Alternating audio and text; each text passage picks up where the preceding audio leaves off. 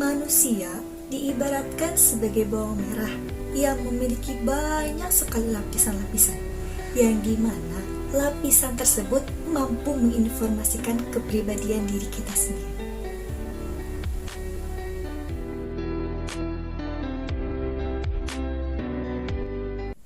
Assalamualaikum warahmatullahi wabarakatuh. Kembali lagi bersama saya Ainita Agangkusumo dari KPI yang akan menjelaskan tentang teori komunikasi yang berjudulkan tentang teori penetration sosial. Apa sih teori penetration sosial itu? Simak ya penjelasannya. Teori penetrasi sosial ini dipopulerkan oleh Irwin Altman dan Dalmas Taylor pada tahun 1973. Teori ini secara umum membahas tentang bagaimana proses komunikasi interpersonal. Terdapat 3 level dari teori penetrasi sosial ini. Yang pertama, level artificial level atau awal hubungan. Yang kedua, ada intimate level atau hubungan dalam proses, dan selanjutnya ada very intimate level, yaitu hubungan yang lebih intim atau yang lebih dekat sekali. The Social Penetration Theory menyatakan bahwa berkembangnya hubungan-hubungan itu bergerak mulai dari tingkatan-tingkatan yang paling dangkal ke yang paling dalam atau tingkatan yang bersifat pribadi. Altman and Taylor mengibaratkan manusia seperti bawang merah. Maksudnya, pada hakikatnya manusia memiliki beberapa layar atau lapisan-lapisan kepribadian. Bagaimana orang melalui interaksinya saling mengelupas lapisan-lapisan informasi dari diri masing-masing. Ada beberapa tahap yang bisa kita jelaskan yaitu dalam diri manusia. Yang pertama, ada lapisan pertama. Lapisan luar bawang itu diibaratkan kepada diri manusia itu sebagai kita hanya sekedar tahu nama. Kita tahu nama si A, kita tahu nama si B, kita tahu nama si C. Itu termasuk dalam lapisan pertama atau lapisan dasar. Dan selanjutnya di lapisan kedua, kita mengenal, oh ternyata dia rumahnya di sini, oh ternyata dia sekolahnya di sini. Itu termasuk pada lapisan kedua. Selanjutnya untuk lapisan ketiga, mungkin di sana kita udah kenal dan kita saling curhat satu sama lain, mengenal pribadinya seperti apa. Itu termasuknya pada lapisan kepribadian yang ketiga. Dan keempat, lapisan yang paling dalam. Maksudnya apa sih lapisan yang paling dalam itu? Lapisan yang paling dalam itu maksudnya kita lebih dalam lagi mengetahui karakter atau kepribadian teman kita atau seseorang yang berhadapan dengan kita. Selanjutnya, saya akan membacakan tentang bagaimana sih sejarah teori penetrasi sosial itu. Yuk simak lagi. Penetrasi sosial adalah proses ikatan yang menggerakkan sebuah hubungan dari yang superficial menjadi lebih intim. Teori ini berfokus pada hubungan interpersonal yang dinamis dan dapat berkembang dari yang tidak intim menjadi lebih intim maupun sebaliknya. Hubungan interpersonal sesungguhnya adalah sesuatu yang dapat diprediksi. Saat kita baru pertama kali bertemu dengan seseorang, kita akan melihat apa model pakaian yang ia pakai, warna rambut, cara berbicara atau cara bersalaman. Inilah yang disebut dengan citra publik. Setelah berkenalan, kita akan mulai perbincangan dan lawan bicara kita mulai membuka diri sehingga merangsang kita juga untuk bersikap terbuka. Hal ini disebut resiprositas, yaitu keterbukaan balik dari seseorang kepada yang lainnya. Saat terjadi pembukaan diri, kita dapat menilainya dari 2 aspek, yaitu keluasan dan kedalaman. Keluasan adalah jumlah topik yang didiskusikan dalam sebuah hubungan. Asumsi teori yaitu dibagi menjadi 4. Yang pertama, hubungan yang mengalami perkembangan kedekatan.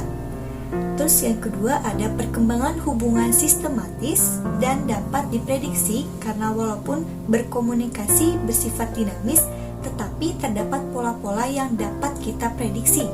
Ketiga, ada perkembangan hubungan mencangkup penarikan diri dan disolusi. Selanjutnya yang keempat yaitu ada pembukaan diri adalah inti dari perkembangan hubungan tersebut. Dalam hubungan interpersonal akan muncul apa yang disebut rasio penghargaan dan pengorbanan. Hal ini akan mempengaruhi sejauh mana komunikator menginginkan proses penetrasi sosial. Singkatnya adalah selama kita menjalin hubungan dengan orang lain, seberapa besar dan seberapa seringkah kita mengalami kepuasan atau ketidakpuasan. Adapun tahap-tahap atau konsep-konsep pada teori penetrasi sosial ini. Yang pertama, tahap orientasi, yang dimana masa orientasi dapat disebut dengan masa pengenalan dan terjadi pada tingkat publik. Saat dua orang berinteraksi, mereka akan membuka diri sedikit demi sedikit dengan tetap memperhatikan nilai-nilai yang ada di masyarakat dan cenderung menyimpan rahasia secara memfilter pesan yang akan ia sampaikan. Yang kedua yaitu pertukaran penjajakan afektif. Terjadi saat dua orang mulai menunjukkan informasi-informasi tentang dirinya meskipun masih terbatas dan masih berhati-hati.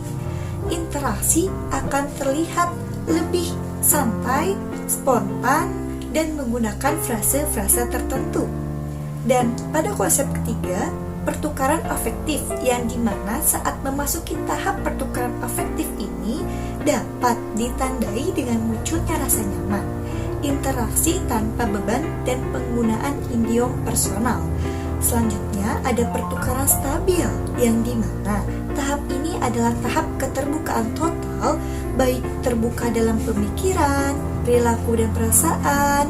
Saat memasuki tahap ini juga, dua orang yang saling mengerti dan semakin kecil tingkat ambiguitas, hal-hal kecil menjadi sesuatu yang tidak penting sehingga mereka dapat menghindari konflik.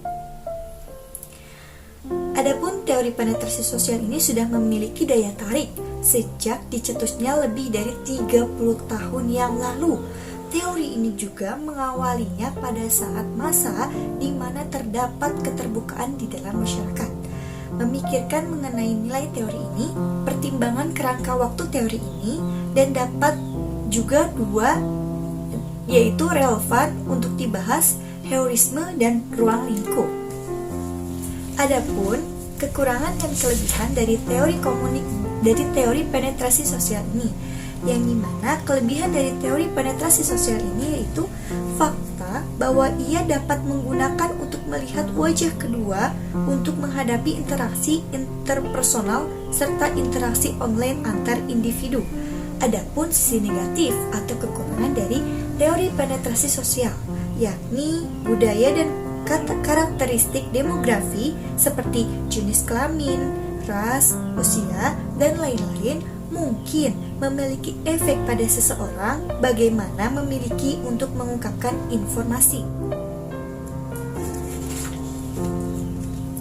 Kita sering merasa bahwa dalam suatu hubungan interpersonal bahwa segalanya tidak melulu tentang diri kita, tentang apa keuntungan yang kita dapatkan di dalamnya. Bahkan kita seringkali merasa senang bahwa teman kita mendapatkan suatu keuntungan atau kabar yang mengembirakan walaupun hal itu bukan pada diri kita. Jadi kesimpulannya dalam teori penetrasi sosial ini yaitu sosial penetrasi teori telah muncul sejak lebih dari 30 tahun yang lalu. Edmund Taylor telah mengemukakan sebuah model menggugah rasa ingin tahu untuk melihat perkembangan suatu hubungan. Karena kelahiran teori ini pada masa di mana keterbukaan adalah suatu budaya seperti tidak lepas dari evaluasi para ahli. Teori ini menggambarkan pola pengembangan hubungan, sebuah proses diidentifikasi sebagai penetrasi sosial. Teori ini merujuk pada sebuah proses ikatan hubungan di mana individu-individu bergerak dari komunikasi superfinal yang lebih intim. tentang beberapa banyaknya teori-teori yang ada dalam ilmu komunikasi. Salah satunya kita hari ini sudah melihat video ini dan kalian mungkin bakal tahu nih ada teori baru atau teori yang baru kita ketahui, yaitu teori tentang penetrasi sosial, yang dimana ada sebuah ilustrasi bahwa manusia itu bisa diibaratkan sebagai bawang merah yang dimana-mana menjadi keseharian masak para ibu-ibu. Betul apa betul? Kita tahu apa manfaat bawang merah dan apa yang bisa kita sambungkan pada ilmu komunikasi dari bawang merah tersebut. Mungkin cukup sekian, hanya itu yang bisa saya sampaikan. Lebih dan kurangnya mohon dimaafkan. Billahi taufiq wal hidayah. Wassalamualaikum warahmatullahi wabarakatuh.